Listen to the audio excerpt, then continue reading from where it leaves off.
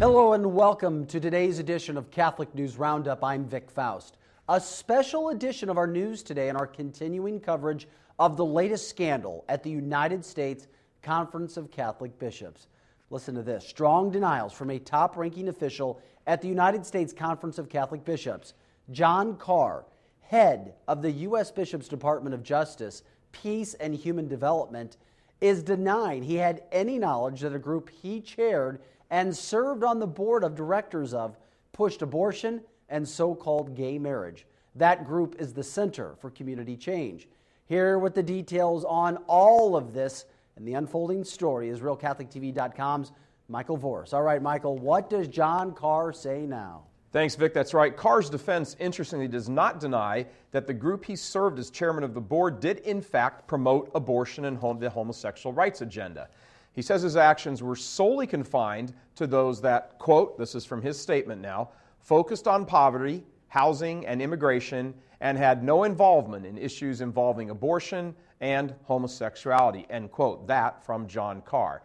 That's a very interesting response. He seems to affirm the base charge that the group he served at promoted abortion and homosexuality, but he denies he had any knowledge of it. Now, according to his own bio, he served as chairman of the board, as well as on the board of directors and on the executive committee. And this happened over the course of many, many years.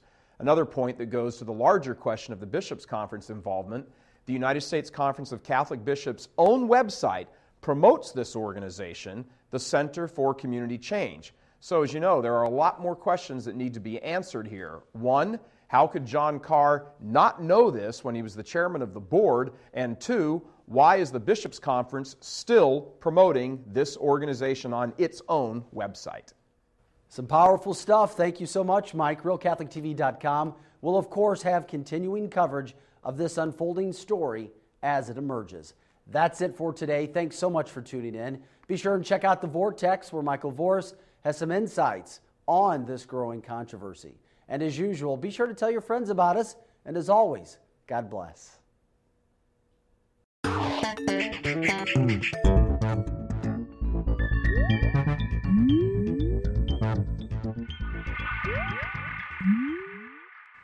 Hello, everyone, and welcome to The Vortex, where lies and falsehoods are trapped and exposed. I'm Michael Voris, and boy, are there a lot of lies and falsehoods to trap and expose. The United States Conference of Catholic Bishops is engaged in denials and misinformation, and now, after the sensational firestorm of news broke yesterday that one of their top executives, has also had leadership duty roles at a pro-abortion, pro-homosexual rights group, the Bishops' Conference doesn't know what hit it. Here are the guts of the story. John Carr is head of the Peace and Social Justice and Human Development Office at the USCCB. That's a very high-minded sounding name for the office that supposedly fights against poverty and injustice, which is why his leadership role there is in direct contradiction to his leadership role at another organization called the Center for Community Change, CCC for short. That secular group, in addition to claiming to fight against poverty, also supports abortion and the gay rights agenda. Carr was chairman of the board of that group, served on the executive committee for that group, and also served on the board of directors. He's been deeply connected in all of those various capacities to the CCC since 1983, nearly 30 years. So why does a man who holds such power and influence with a pro-abortion, pro-gay rights group also hold such power and influence with the U.S. Bishops' Conference?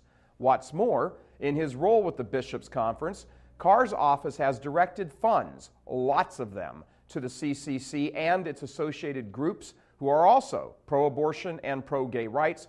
Dozens of groups have received millions of dollars for many years. The money of faithful Catholics, the money you put in the collection plate, has been being handed over to these anti-Catholic groups for years. And here's another damning piece of evidence, if there ever was some.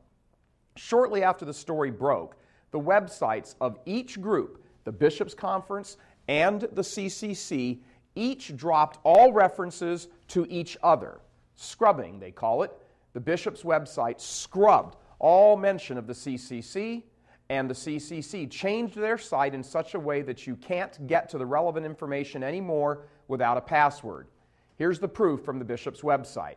See, in this technological world, we can take screen grab pictures of things from before and after, and that's exactly what we did.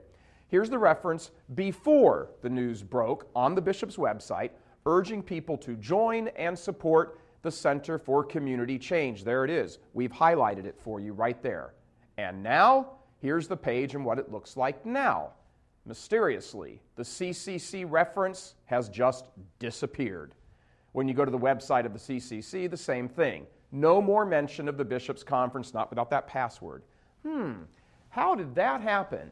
Both organizations, within minutes of each other, suddenly decide to drop their public references to each other.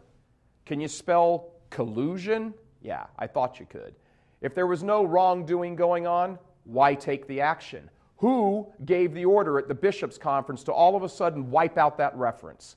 See, here's the real deal, folks. For years, decades now, liberals and unfaithful Catholics at the Bishops' Conference have used the banner of social justice and twisted the Church's teaching to advance their own flavor of Catholicism, which is decidedly un-Catholic.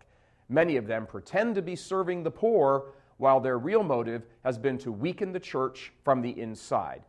Now, if this sounds a lot like Judas complaining about expensive oil being poured over Jesus when it could have been sold for the benefit of the poor, you're right.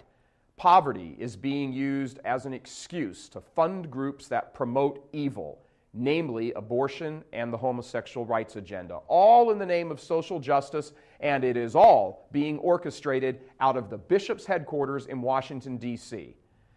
You know, speaking of bishops, Archbishop Fulton J. Sheen, who we reference here a lot at RealCatholicTV.com, once discussed the gospel account of Judas becoming enraged that expensive oil was being used on Jesus. In his penetrating take on the gospel account, Sheen reflected that Judas was the patron saint of social justice, where people are concerned with humanity but ignore the truths of God. I'm Michael Voris. Please help us keep delivering these kinds of messages that so desperately need to be heard and acted on. Join RealCatholicTV.com today as a premium subscriber. Become immersed in the faith established by Jesus Christ. The Catholic Church is the only hope against evil because that is its God-given mission. As our Lord said, apart from me, you can do nothing. Join RealCatholicTV.com today as a premium subscriber and come to learn and love Christ more deeply.